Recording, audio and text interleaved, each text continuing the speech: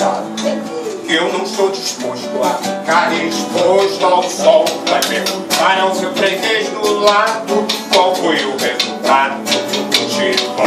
Qual foi o resultado do futebol? Busca! Se você ficar limpando a mesa, não me levante nem pago a despesa. Vá pedir ao seu patrão uma caneta, um tinteiro, um envelope e um cartão.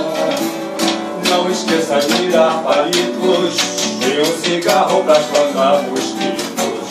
Vá dizer ao charuteiro que me preste uma revista, um cigarro.